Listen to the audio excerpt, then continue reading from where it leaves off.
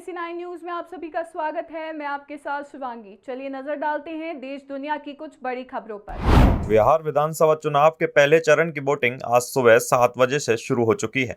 Polling बूथों पर voters में उत्साह देखा जा रहा है। राजस्थान के मुख्यमंत्री भजनलाल शर्मा ने मतदान में बढ़ चढ़कर हिस्सा लेने की अपील की। उन्होंने कहा कि बिहार में आज लोकतंत्र के महापर्व का पहला चरण प्रारंभ हुआ है। सभी मतदाताओं से मेरा आग्रह है कि वे पूरे उत्साह, जिम्मेदारी, जागरूकता के साथ अपने मताधिकार का उपयोग करें।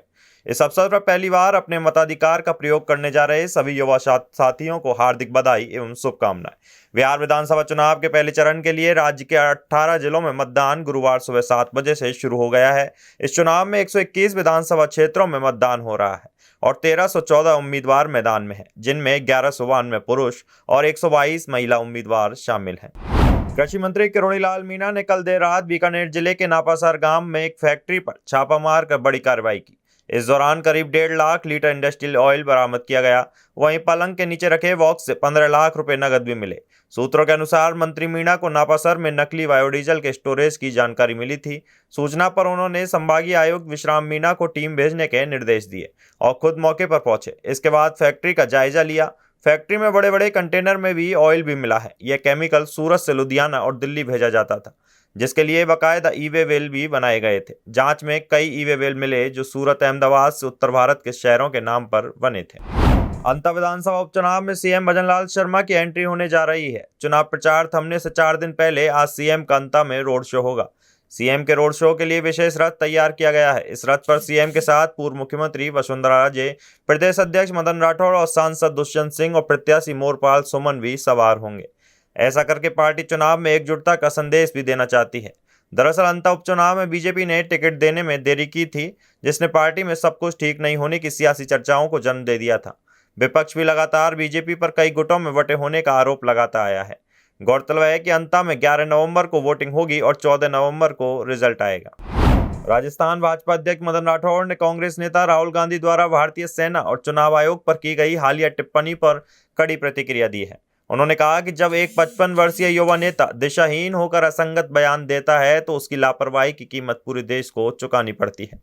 मदन राठौड़ ने कहा कि हर चुनाव से पहले कांग्रेस और राहुल गांधी अपने राष्ट्र विरोधी टूलकिट का इस्तेमाल करते हैं।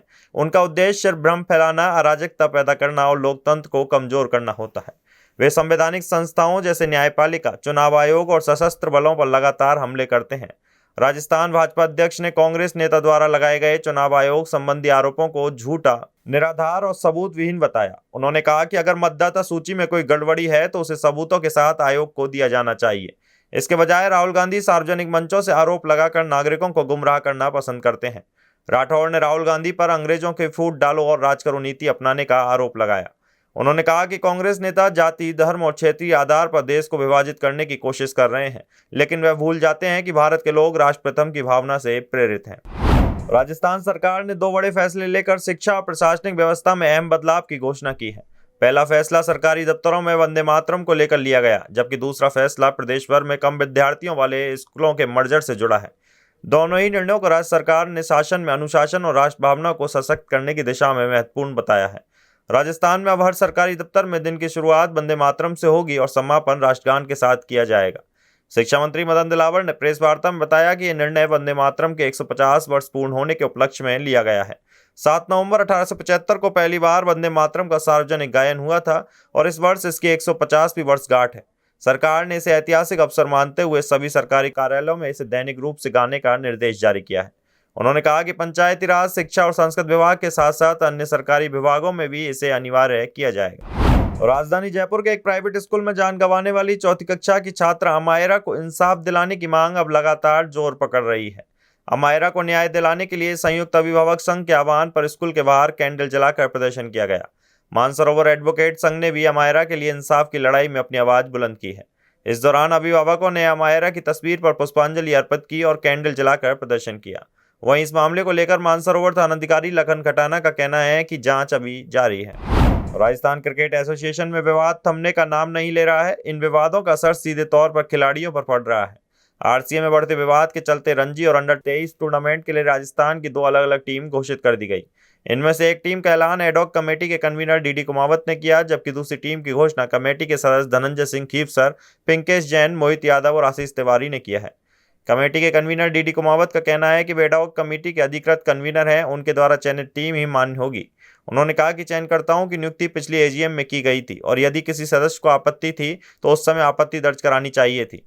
आरसी विवाद का खामियाजा खिलाड़ियों को उठाना पड़ सकता है, क्योंकि राजस्थान का अगला रणजी मुकाबला 8 नवंबर को हैदराबाद के खिलाफ खेला जाना है। ऐसे में 2 टीम की घोषणा होने के बाद से यह कंफ्यूजन है कि इस मैच में राजस्थान की कौन सी टीम खेलेगी। अंतः उपचुनाव में अल्पसंख्यक वोट बैंक को साधने के लिए बीजेपी ने पूरा जोर लगा दिया है। प्रत्याशी मोरपाल सुमन के समर्थन में मुस्लिम वोट जुटाने का जिम्मा भाजपा ने कामा विधायक नौक्षम चौधरी को सौंपा है। इस मुद्दे पर क्षेत्र में बीजेपी और कांग्रेस के बीच जुबानी जंग भी तेज हो गई है। विधायक नौक्षम चौधरी ने कांग्रेस पर सियासी वार करते हुए कहा कि मुस्लिम 75 सालों से कांग्रेस को वोट देते आ रहे हैं, उनको कांग्रेस ने गरीबों की रेखा से नीचे लाकर रख दिया। कामा विधायक ने कहा कि हमेशा कांग्रेस ने मुसलमान को वोट बैंक समझा, उनका दुरुपयोग किया और दरकिनार करके रख दिया। इस बार मुस्लिम समाज और एससी समाज ने भी सोच लिया है कि इस बार भाजपा को पूर्ण समर्थन देना है, भाजपा के साथ रहना है और भाजपा प्रत्याशी मोरपाल सुमन को भारी मतों से विजय बनाना है। अंतः विधानसभा उपचुनाव में पूर्व मुख्यमंत्री वसुंधरा राजे बीजेपी प्रत्याशी मोरपाल सुमन के लिए वोट मांग रही हैं। अंतः देहात मंडल के कार्यकर्ताओं की बैठक को संबोधित करते हुए उन्होंने कहा कि साल 2023 के विधानसभा चुनाव में क्षेत्रवासियों ने बीजेपी को 5 साल के लिए चुना था। अभी तो भाजपा के 3 साल बाकी हैं। जनता से जो वादे किए वो हम सब आगामी 3 साल में पूरा करेंगे। पूर्व मुख्यमंत्री ने कहा कि सिर्फ मोरपाल सुमन ही अंता के रहने वाले हैं, अन्य प्रत्याशी विधानसभा क्षेत्र के बाहर के हैं, इसलिए घर के बच्चे को जिताओ। ऊपर केंद्र में भी भाजपा की मोदी सरकार और यहाँ भी बीजेपी की भजन लाल शर्मा सरकार है, इसलिए कड़ी से कड़ी को जोड़ने के लिए भाजपा के मोरपाल को जिताओ। राजस्थान की भजन लाल सरकार ने वंदे मातरम को लेकर एक बड़ा फैसला लिया है। वंदे मातरम के 150 वर्ष पूर्ण होने पर प्रदेश के सभी सरकारी दफ्तरों, स्कूलों और कॉलेजों में वंदे मातरम गाया जाएगा। शिक्षा मंत्री मदन दिलावर ने कहा कि वंदे मातरम केवल गीत नहीं, भारत की आत्मा है।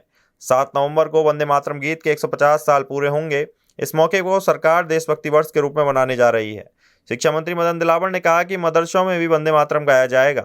यह नियम उन सभी संस्थानों में लागू होगा जो राज्य सरकार के अधीन है, चाहे वे स्कूल हो, कॉलेज हो या फिर मदरसे।